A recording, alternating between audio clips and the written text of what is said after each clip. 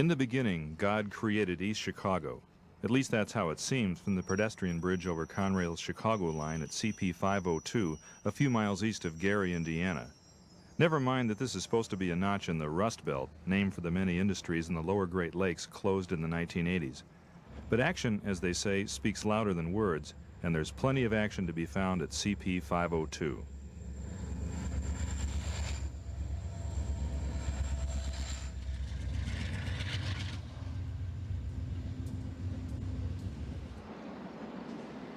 At this point, the Chicago line is 3 tracks wide. The north track is main number 1, the middle track is number 2, and the south track is the 3rd rail.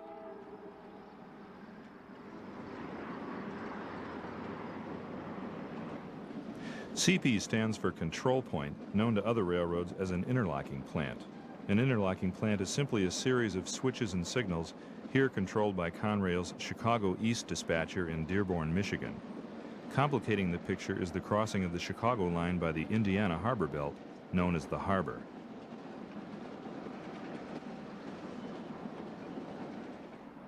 If that's not enough, the 3rd rail feeds trains to and from the harbor's nearby Michigan Avenue Yard. That includes this train snaking from the 3rd rail to Main 2, the track favored for eastbound traffic.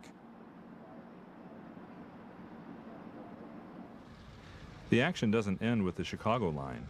North of the Conrail main is the lead to the harbor's lakefront yard. Don't be fooled by the paint on this switcher. It's simply a former Seaboard System switcher sold to used locomotive dealer Helm Leasing and leased in turn to the harbor. But don't think the harbor leases these white switchers. They belong to Inland Steel, the massive steel-producing facility that forms a backdrop for the Chicago line at CP 502. Caterpillar diesels power the Inland switchers, which makes them something of a locomotive oddity. But Inland's cat-powered switchers aren't the real story here. The real story is steel, the lifeblood of Conrail's Chicago Gateway.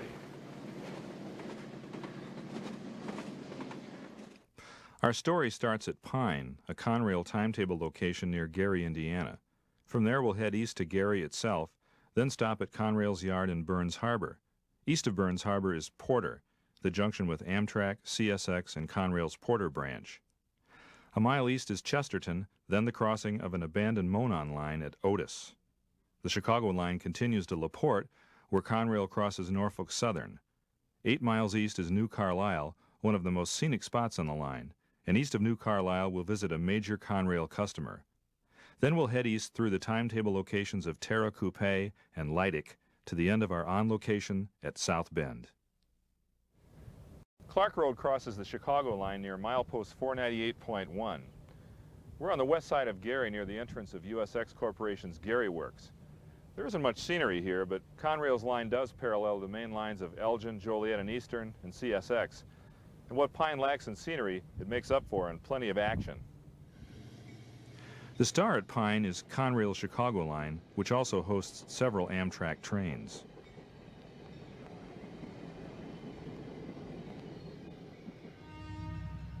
The Elgin, Joliet, and Eastern Railway plays a bit part at Pine. The 231-mile short line interchanges traffic with Conrail at a small yard on the north side of the main. Today's train rates a pair of 1,200 horsepower SW1200s built by General Motors' Electromotive division known as EMD. CSX trains headed to Grand Rapids, Michigan enter the Chicago line a mile east of here at CP 497. Then they use 15 miles of trackage rights to reach CSX trackage at Porter.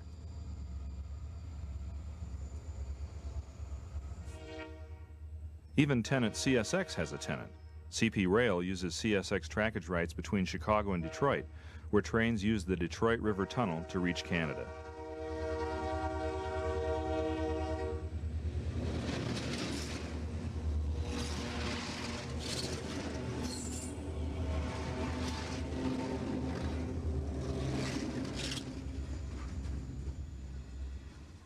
The CSX right-of-way offers a distraction of a more pastoral kind.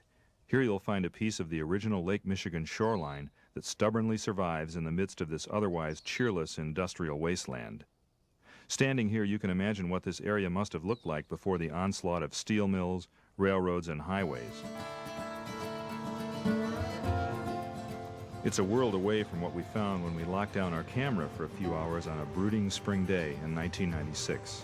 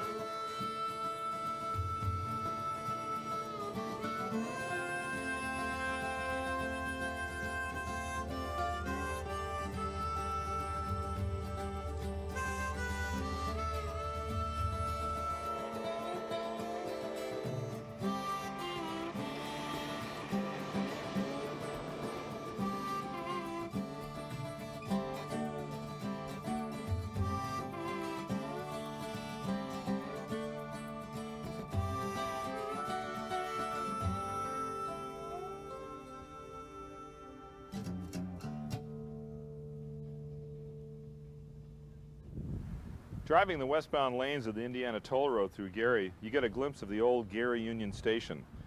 Once upon a time, this building served the passenger trains of New York Central and CSX predecessor Baltimore and Ohio. But what you really need to do is get off the highway to see what the station is, as well as what it once was. On the surface, the station is just a shell, a place for commuters to park their cars during weekdays. We doubt the commuters notice the architectural details or the station name carved above the entrance. And it's even less likely that anyone would walk around to the back of the station to see the old freight house. In an era of FedEx and UPS overnight, who would recognize the faded square where the old Railway Express Agency logo once hung? Most Gary residents would undoubtedly recognize the Gary Works of USX Corporation to the north of the station. If they happen to be over 40 years old, it's possible their parents or grandparents once worked for USX predecessor US Steel. Still, we wonder how many of those relatives passed through Gary Union Station in its heyday. Whose aunt boarded New York Central's Pacemaker in 1958 to attend a relative's funeral in the East?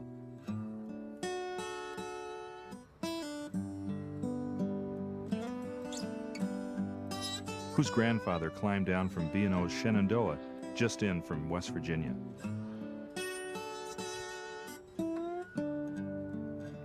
Not that any of those or a million other railroad passengers would recognize the station today. As for us, we're content to stand on the remains of the old platform, listening to the whispers of the ghosts waiting to board the Conrail trains that have no reason to stop here.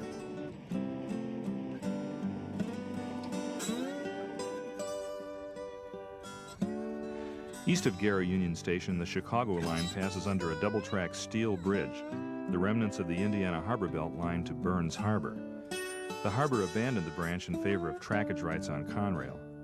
But imagine what it was like to be an engineer in steam days, chuffing across the bridge in the cab of a Harbor 080. In the distance, the Gary Works paint the night sky with smoke and fire. You watch as a distant headlight blossoms into a battered Central J1 Hudson charging east with the Detroit Night Express. We don't know if there are ghosts waiting to board trains at Gary Union Station, but if there are, there should be ghost trains to carry them under the harbor trains that haunt this bridge.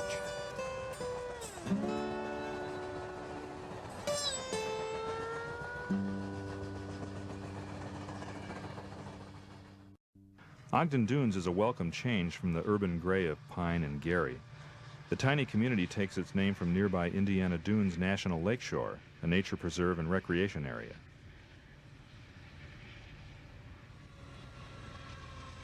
The passengers on Amtrak's westbound Capital Limited can't see much of the dunes from the Chicago line. On the other hand, they have a fine view of the Chicago, South Shore, and South Bend Electric, which parallels Conrail east to Burns Harbor. This section of the South Shore line west of Ogden Dunes is called the Ideal section. When the South Shore upgraded this in the 1920s, they put in heavy rock ballast, these big steel catenary supports, and double track. This was their idea of the ultimate in electric traction. And 70 years later, the Ideal section is still doing its job.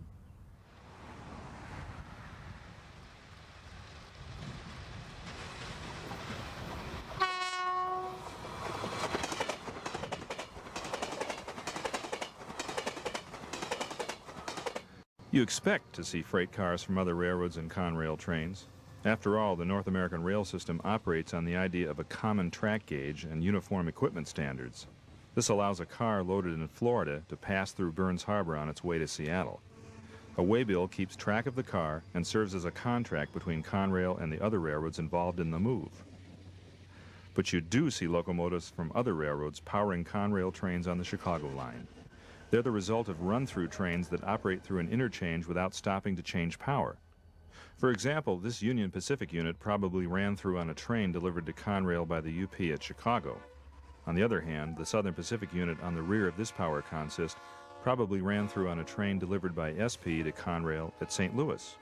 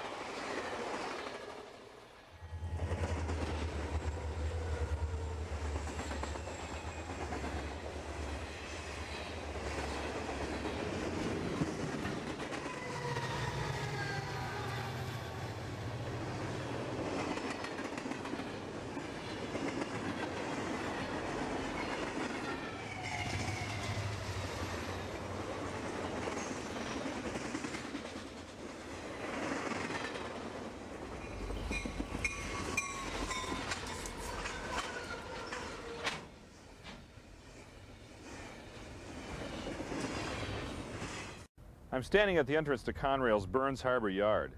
If steel is the lifeblood of the Chicago line, then Burns Harbor is the heart. At first glance, you might think that the best action at Burns Harbor takes place on the main line. After all, you have two mains to choose from, the double-track Chicago line and, to the south, the single-track South Shore.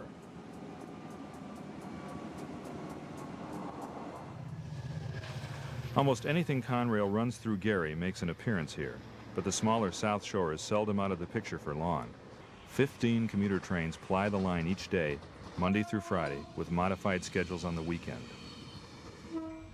The 74-mile-long short line also delivers unit coal trains to Bethlehem Steel's massive Burns Harbor Division steel mill.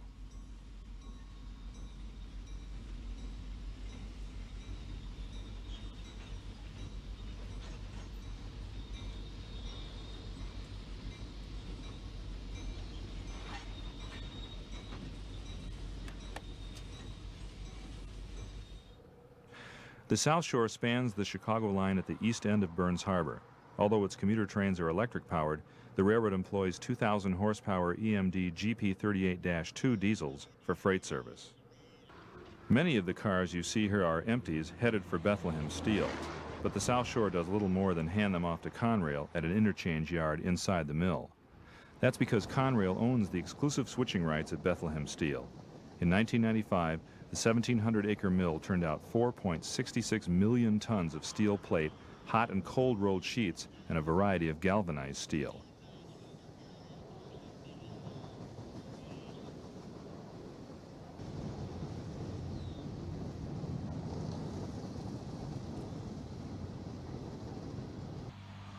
Which means that some of the most interesting activity takes place behind the fences that surround one of Conrail's most important customers. What we do here at Burns Harbor is that we act as a support and serving yard for mainly Bethlehem Steel. We also hold cars here for other port industries and also Midwest Steel, which is a division of National Steel.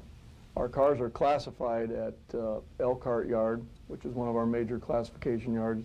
They then come to Burns Harbor on a designated train, ELBH, and we then classify the cars further and segregate the cars into equipment classifications for Bethlehem Steel, National Steel, and then also for our local industries.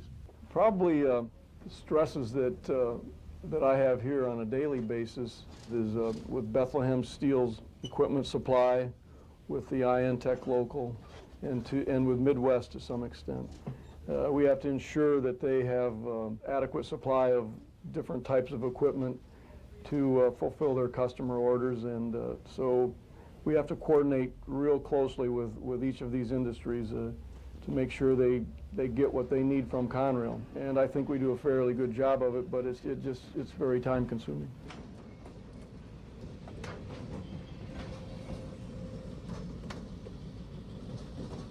I'm an on-site account executive for Conrail, which is really a salesman. I work for the sales and marketing department, and it's a cross-functional position, and I really have 4 distinct functions, which is sales and marketing, of course. I have equipment function to ensure we have an adequate supply of equipment. I have a customer service function, which is to make the customer happy. And my last function is to assist in coordinating transportation issues.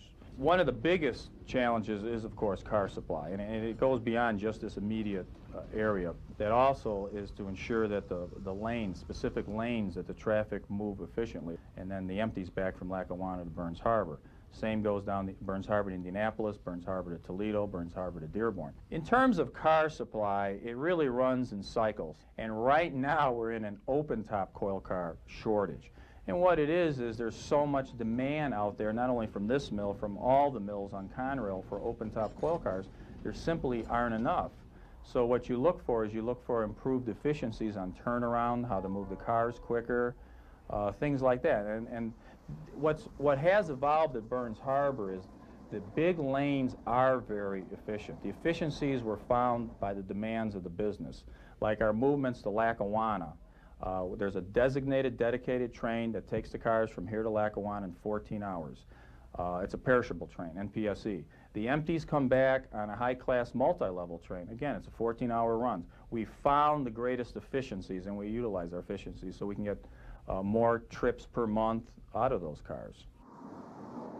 One of the least glamorous aspects of railroading may be switching. The 3 Conrail locals that work inside the steel mill rate 1,500 horsepower EMD GP15-1s. But locomotives are only part of Conrail's commitment to serve Bethlehem Steel. This is job number 2. We work out Burns Harbor, and we go down to the mill. And we basically pull loads out of buildings that are going to Lackawanna, New York, Toledo, Ohio, Wall Bridges, and stuff to Dearborn. And we put empties. We supply the mill with empties. And we get calls on the radio. We go to work at 7 a.m. in the morning, and during the day, they call us with orders. Like maybe around 8 o'clock, we bring equipment down here in the mill, and around 8 o'clock, I'll get an order. Or maybe a building 622. They'll say they want 4 loads out for the IHP Railroad, and they want 4 high-cap cans. So I go in, pull the building, and spot them up. That's basically what the job consists of. We got about 10 buildings here we work, and we just keep the mill as soon as possible, get them so they can reload them.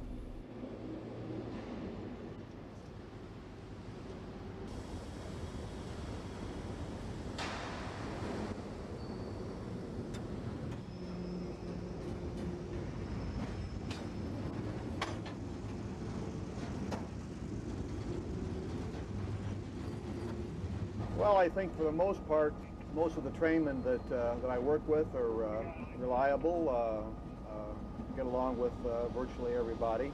just makes for a better job, especially when you're working. A lot of these guys I see more, sometimes more than I see my own wife. So that makes it easier. Well, as an engineer, I guess the biggest problem, of course, is with all this traffic in the mill, you're dealing with people that are in a hurry to either get to work or to get home, so you have to be concerned about railroad crossings, and of course I get a lot of help from the train crews, but that's probably the biggest stress in this job, is worrying about truck traffic and automobile traffic.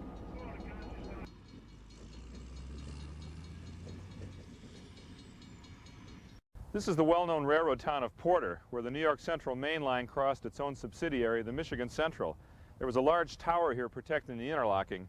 Of course, the Central's gone and so is the tower, but Porter remains a very important place on the Chicago line. Although the old Michigan Central route no longer crosses the Chicago line, it's alive and well. North of the old crossing, the tracks belong to Amtrak, one of two routes owned and operated by the National Passenger Railroad. Amtrak trains from Detroit use the old Michigan Central route to reach Porter. There, they connect with the Chicago line for the 41-mile trip to downtown Chicago. The other leg of the Michigan Central is known as the Porter Branch. Trains such as this westbound leave the Chicago line at Porter and travel 19 miles down the branch to a connection with the Indiana Harbor Belt at Ivanhoe.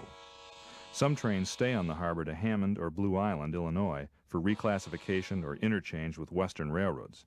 Other trains make a beeline for Kankakee or a connection with the Santa Fe at Streator, Illinois.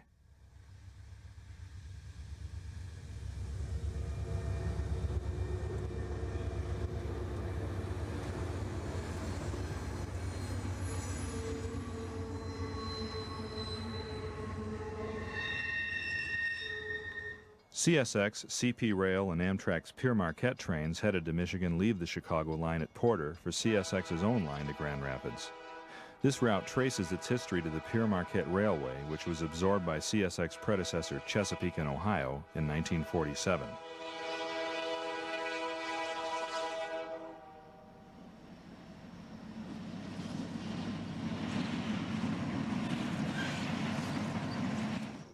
The Chicago line started as the Lake Shore and Michigan Southern.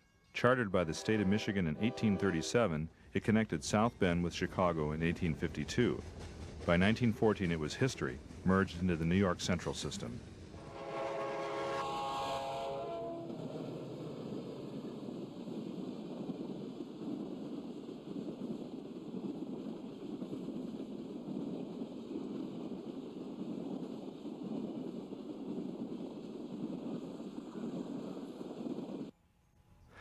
East of the Porter interlocking, a signal project illustrates some of the $34.4 million that Conrails spent in Indiana this year. Communications and signal improvements such as this are part of a capital program that includes track improvements and terminal expansion in Indiana. The result? Improved operations, lower operating costs, and greater customer satisfaction. But don't take our word for it. See for yourself.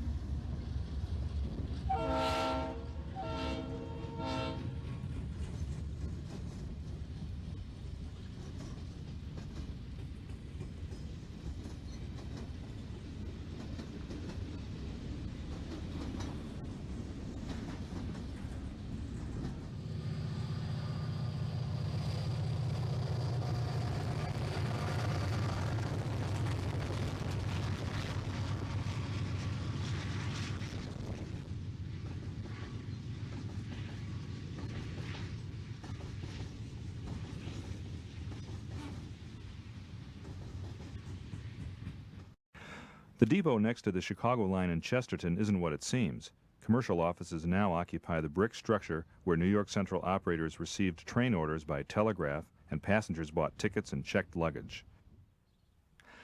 These South Shore passenger cars aren't what they seem either. They were originally built by the Pullman Car Company in 1926. Their transformation started in 1946 when they were lengthened and modernized by the railroad itself. In what may be their last incarnation, they house a number of businesses, including a print shop and a florist. One of the things that helped spell the end of the operator's job at Chesterton was the wayside hotbox detector. In the days before detectors and radios, train order operators gave a visual roll-by to passing trains, keeping an eye out for hot wheel bearings.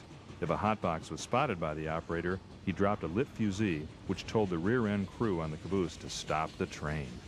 Detectors such as this one at Burdick, Indiana, use an infrared beam to scan the journal bearings of passing trains. The detector then radios the crew on the passing train, a notification method well suited for cabooseless operation. Conrail, Burdick, Indiana, track 2. No defects. Total axle count 636. Over. Sure, there's a part of us that regrets that we can no longer stroll into the Chesterton Depot and ask the operator what trains are coming. On the other hand, a good map and a detector like the one at Burdick is sure to improve the odds of seeing trains. And when it comes to the Chicago line around Burdick, that means plenty of trains.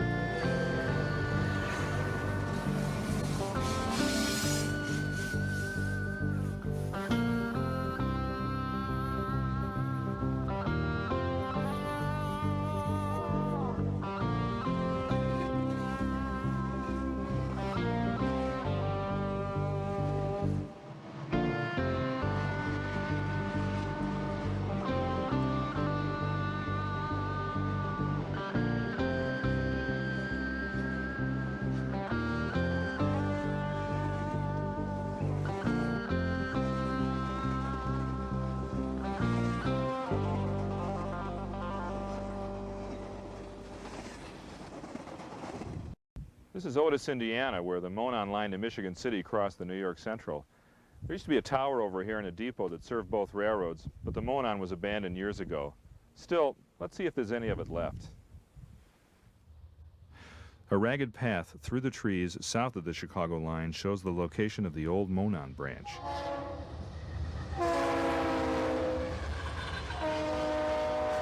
Certainly these hikers had no trouble finding the trail left behind when Monon's successor Seaboard system tore up the tracks. Nonetheless, you can still find traces of the railroad's existence near the abandoned crossing. This chunk of concrete may have supported the part of the old Armstrong interlocking plant that controlled the crossovers on the New York Central main. What looks like a giant rock turns out to be the base of one of the signals that guarded the crossing. Finally, there's no mistaking what these are: the remains of an old wood tie that once carried the weight of Monon's freight trains. The ties stacked near the Chicago line are a different story. They're waiting to be installed, not removed, and there's no doubt that this line is alive and well.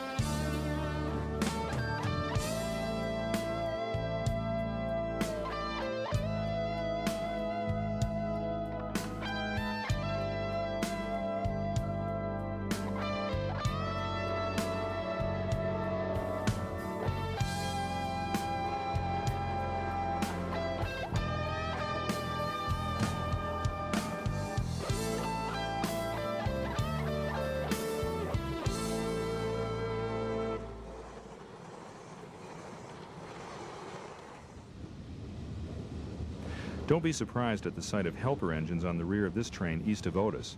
The Chicago line is cursed with a stiff grade between Otis and Pinola. During steam days, a helper engine assigned to Otis helped eastbounds up the grade to a place called Durham. There, a switch tender cut off the helper and sent it back to Otis, where it sat on a spur track behind the tower until the next eastbound needed assistance. Durham has long since vanished from Conrail's timetable, to say nothing of the switch tender's job or the steam helpers. By comparison, CP-466 may seem a bit, well, nondescript, but we'll accept it for what it is, the west end of a 13,475-foot controlled siding that transforms the Chicago line into a three-track main.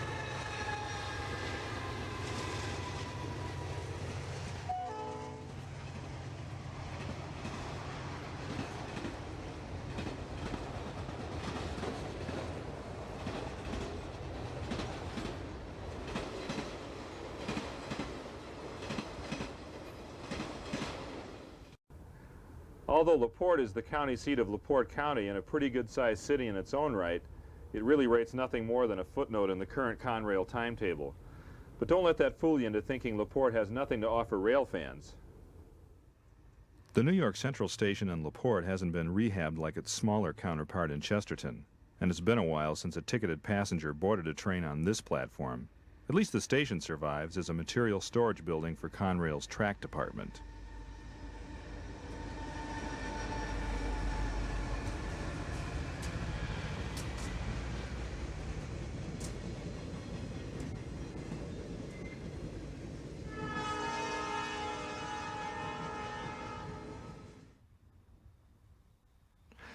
The locomotive assigned to this work train at LaPorte is a relic of a different sort.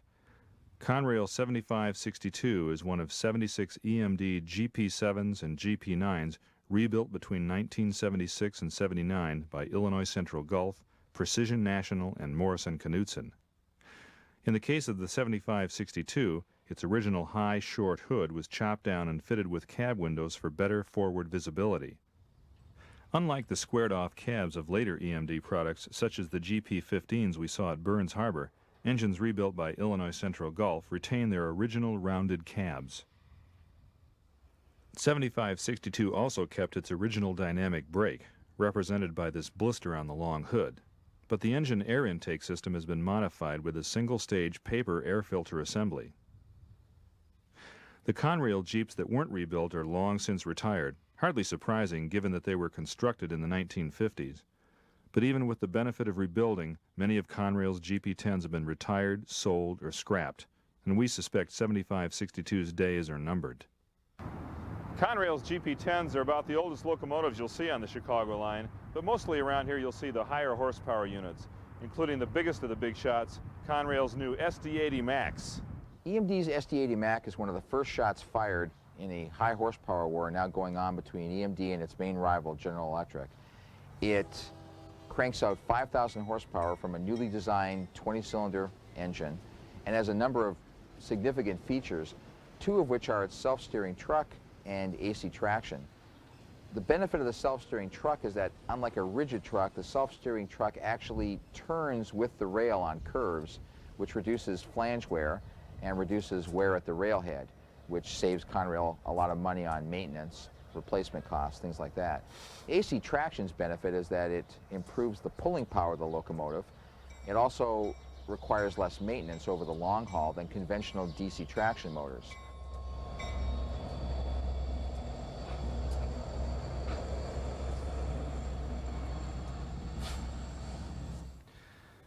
I'm walking along a part of the Chicago line where across the C&O line from New Buffalo, Michigan, the old Pierre Marquette branch. This place was known as J.D. Tower, or later known as Judd. Poor Judd is dead. Today, one of the only clues to the C&O's presence in LaPorte is this fragment of rail near the community center built on the old right-of-way. but LaPorte still rings to the sound of steel wheels banging across an active railroad crossing. Norfolk Southern's line between Argus and Michigan City, Indiana, crosses the Chicago line at CP 462. The former nickel plate branch now hums to unit coal trains headed to a power plant in Michigan City. The coal trains share the line with a daily freight, just enough traffic to save the line from the fate of Monon's Michigan City line.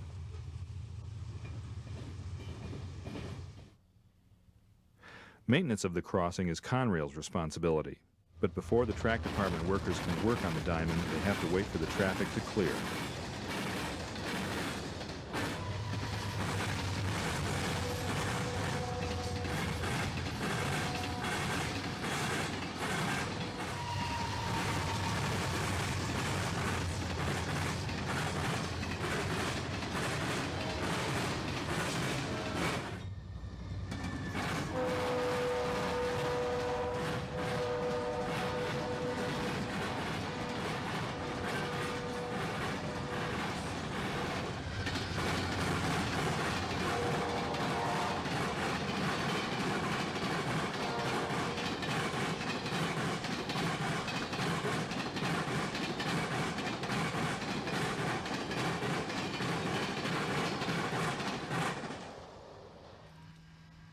To a certain extent, the Chicago line is a victim of its own success.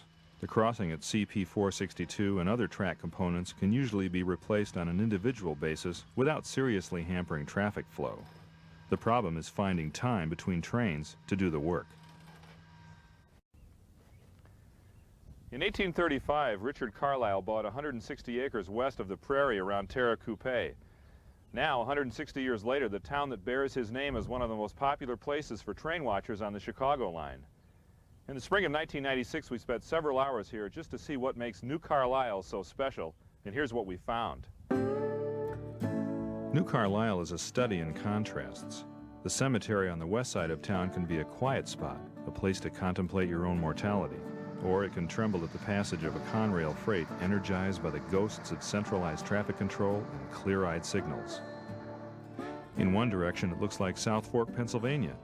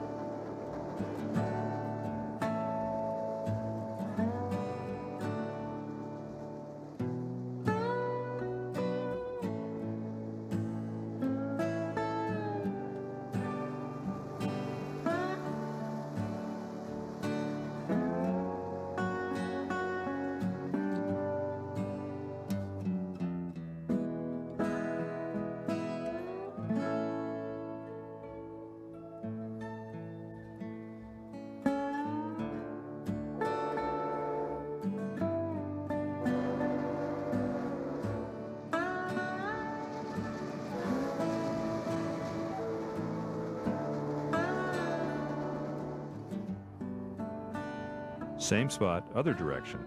Now you're in the low, swampy country, down in the bayou.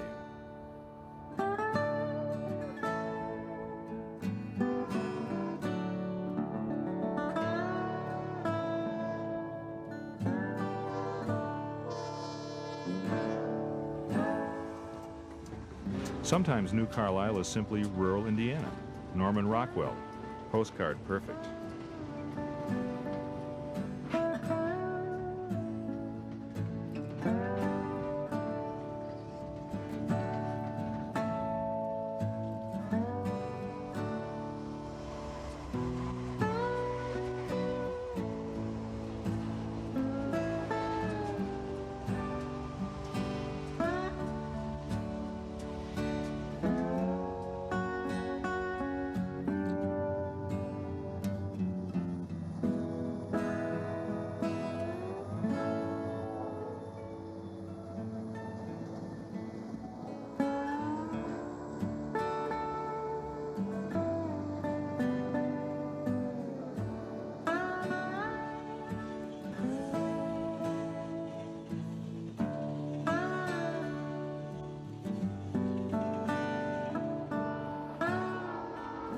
Or it can be stark and electric. West Texas, maybe, The Last Picture Show. And it's an action film.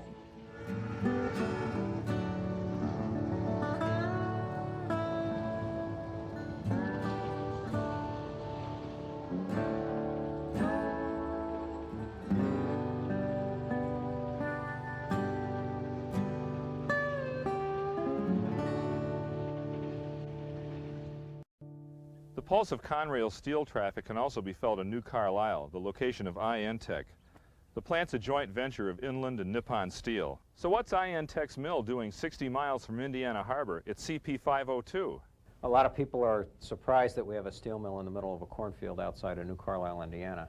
And really the history of the facility goes back to the early 1980s when Inland Steel recognized it had an old cold rolling facility that was not competitive either from a quality or cost standpoint, and that facility was going to have to be shut down. At about the same time, Nippon Steel had started up a continuous cold mill operation at its Hirohata Works in Himeji City, Japan. And also at that time, the major American steel companies were kind of pairing up with the Japanese steel companies, and so as a result of those three factors, the INTech partnership was put together. Most of the sheet steel in the United States is consumed in a diamond-shaped geographical area. If you can imagine in your mind a triangle or a diamond between Chicago, Detroit, Cleveland, and Indianapolis. We wanted to be inside that geographical area. We wanted to be at a place where there was cost-effective electrical power and water available. And also, since the most efficient way to move our raw material, the hot band steel, is by rail, we wanted to be located next to a rail line. And that's how we ended up in New Carlisle, directly adjacent to the Conrail main that runs between Burns Harbor and Elkhart. We receive every day roughly 200 to 250 hot bands. These are big rolls of steel. We switch those hot bands in the entry end of our line. The hot bands are loaded on the unit trains exactly in the order that we're going to bring them into our line. We only have about 1 to 2 days worth of inventory on site at any one time, and it's all on rolling stock. We have a dedicated fleet of about 240 rail cars. At any one time, we'd like to be loading our line off of one of the groups of 60. One train load of empties on its way back, and the fourth one being loaded at Inland Steel's Indiana Harbor Works. So we really are operating a JIT facility. We rely on that hot band shipment. We're not able to operate the facility without it. It's our only source of material movement for the hot bands that we need to satisfy our customers' requirements. INTech employs about 70 people assigned to 12 or 14-member teams. Each work team sets its own paces, seeks ways to do things better, and is responsible for the quality of their work. But the INTech teams don't include locomotive engineers. That's because INTech's plant switchers are remote controlled, which INTech calls radio controlled. The radio control system has two components to it, the transmitter and the receiver. The transmitter is the part that the person operating the locomotive will hold, and the receiver is actually in the locomotive, and it's connected to the actual manual controls of the locomotive. So when the operator is operating the radio control box and he flips a lever that says turn the brakes off, the receiver inside the locomotive will actually take the brakes and set them so that there's no pressure on them. And then he can take the throttle and move the throttle lever, and the throttle lever will go to the receiver in the locomotive, and it'll actually make the throttle accelerate, and then he can go forward or backwards. And not only can he go forward or backwards, he can sand, he can ring the bell and blow the horn. We use a brand called Vectran, and they have several safety redundancies built into the system so to make sure that the signal being sent is the same signal being received. The receiver sees something other than the signal as it should be seeing, it won't do anything. It'll actually shut itself down and stop the locomotive.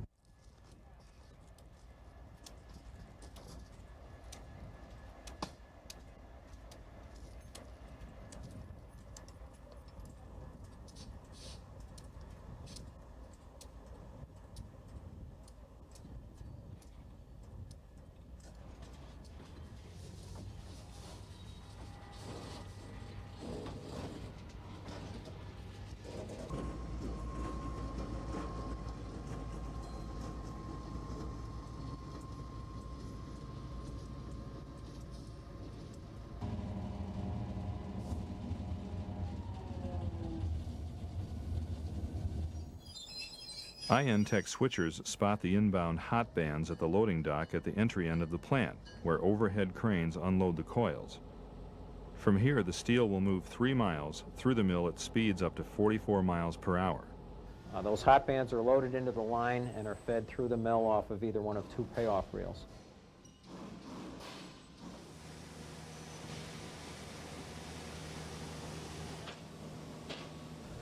They're joined together at a welder in a butt type of a fashion and then fed into a descaling section where we use hydrochloric acid to remove the oxide or the scale that's formed on the steel.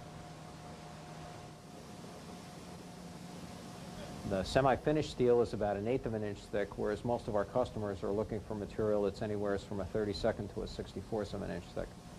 After we run the steel through the descaling section, we have a side trimming operation where we bring the material into a close width tolerance that's required by our customers before it goes into the tandem rolling mill. The tandem rolling mill reduces the thickness of the hot band steel and stretches it out. For example, sheet steel 1/8 of an inch thick expands 8-fold when reduced by the tandem mill to 1/64 inch thick, the thickness of 2 playing cards. The tandem mill takes its name from the fact that the 6 high roller stands are in a row, each turning at a progressively higher speed. In conventional tandem rolling, the steel passes through 4 high rolling stands. This allows varying pressures on the sides and center of the sheet. The result is varying thicknesses across the sheet width, but INTech's 6 high rollers ensure consistent thickness by controlling the pressure exerted by each individual roll. After the rolling mill, the steel can either go to iron coat, where it can be surface treated with zinc with either an electro-galvanizer or a hot dip process for automotive applications. The majority of the material, about 3/4, goes through the continuous annealing line where it's heated up to a temperature of about 1450 degrees Fahrenheit. It then goes through a series of controlled cooling processes before it's skin rolled on a single high mill to impart the proper metallurgical temper and flatness, and then wrapped up in coil form, ready to ship out to our customers. At the end of the production line, automatic guided vehicles called AGVs transport the finished coils to wrapping, inspection, or banding stations. The rugged AGVs handle each 28 metric ton coil with precision and care. When a coil is finally ready for shipping, an AGV delivers it to an entry saddle in the mill's automated warehouse.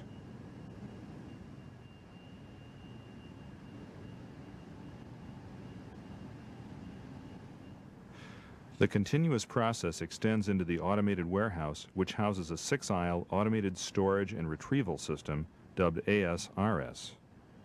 3 automated storage retrieval machines called SRMs move and store the coils.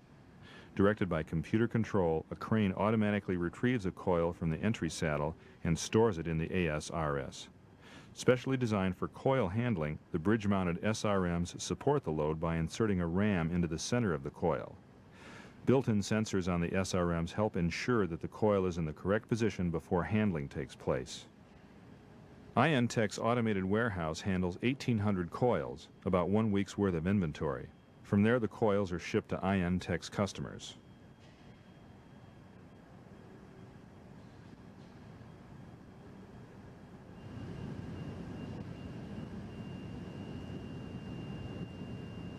Shipping area is mostly truck. We are about 80% truck and 20% rail. We would like to see the rail shipment grows because it is a more efficient way for us to ship, but a lot of that depends on our customers' receiving requirements. If the customers aren't able to receive rail, obviously we're not going to be able to ship rail to them. Most of the steel rolled by INTech is for the appliance industry and the office furniture industry, and about 20% of the INTech material that's rolled off the capel goes to the electrogalvanized line at Iron Coat for automotive applications. South Bend isn't immune to the changes that came to the Chicago line. The city still rates passenger service by Amtrak and South Shore, but both use different stations now. I remember back in the early 1970s when I was a college student, we'd come down here and sit on a baggage cart on the platform there and watch South Shore trains come and go and Penn Central freights. But everything's changed here at Bendix. In the early 1990s, the South Shore abandoned Bendix Station to serve a new multimodal terminal at the South Bend Airport. Its unlikely South Shore predecessor, Chicago and Indiana Airline, envisioned serving an airport when it opened its 3.4-mile streetcar line between East Chicago and Indiana Harbor in 1903.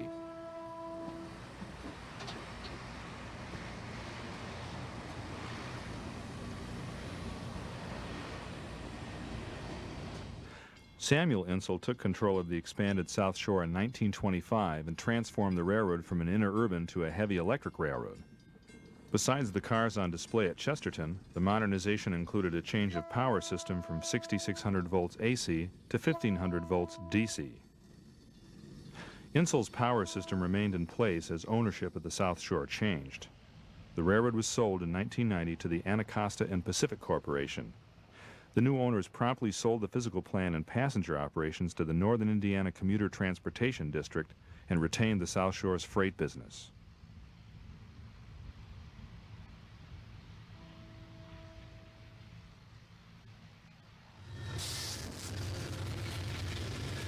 Bendix continues to serve as Amtrak's South Bend station for its Chicago-New York Lakeshore Limited. The station also sees the Chicago-Washington Capital Limited, which frequently operates behind newer General Electric Genesis diesels. The CAP is also one of several Eastern Region Amtrak trains to operate with Superliner cars.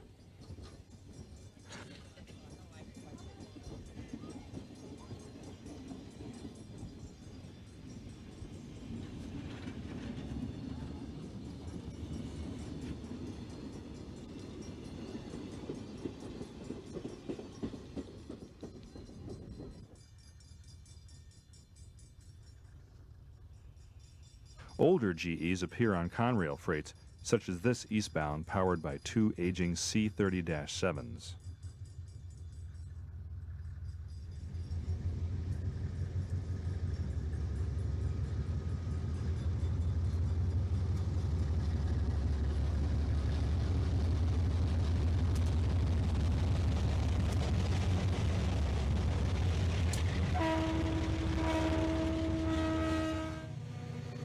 Fans of EMD products need not feel slighted. There are plenty of EMD products rolling past the station.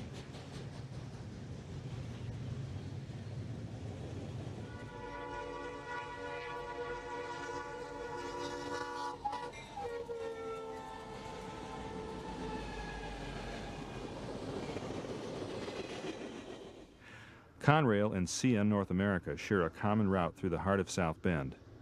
Known as the Elevation, it was built in the late 1920s to prevent the railroads from tying up traffic in downtown South Bend. It also removed CN North America predecessor Grand Trunk Western from Western Avenue, then part of the Trunk's right-of-way.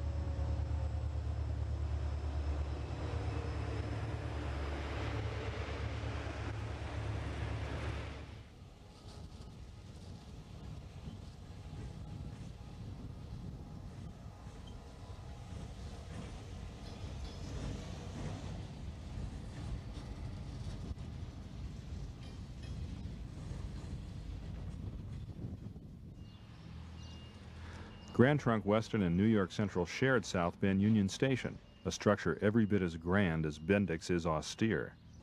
With the abandonment of Grand Trunk passenger service in 1971 and the relocation of Amtrak trains to Bendix, private investors bought the depot.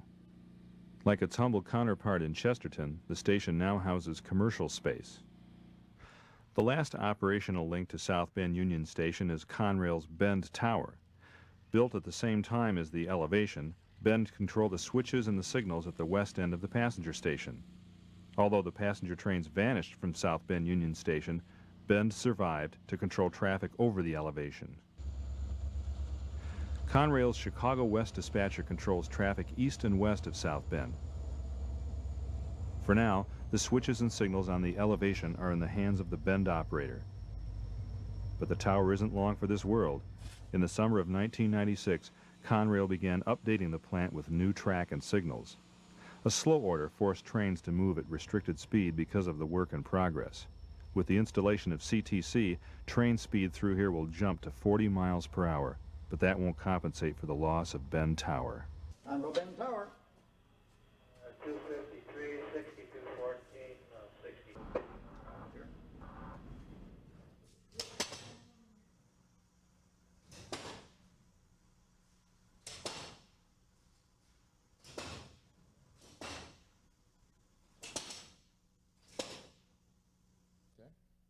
See, now it's normal, and I'll reverse it.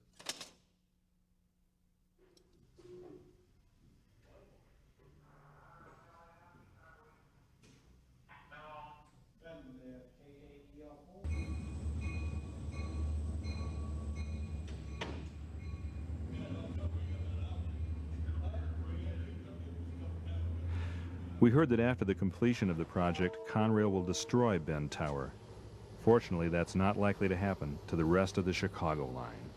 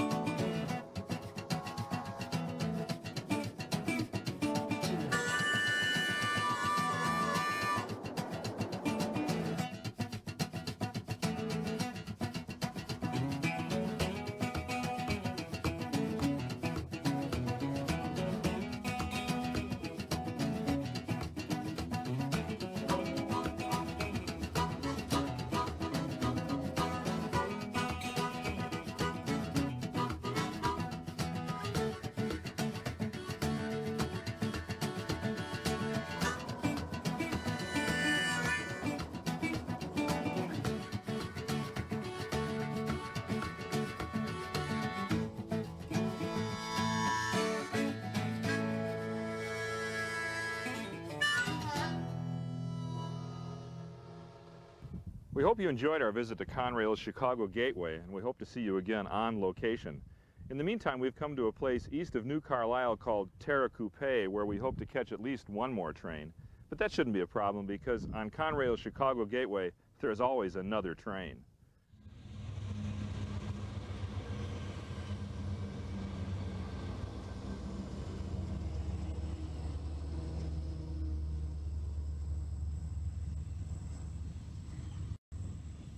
Thank you for watching this Real Rails edition of the Dream Plan Build video series.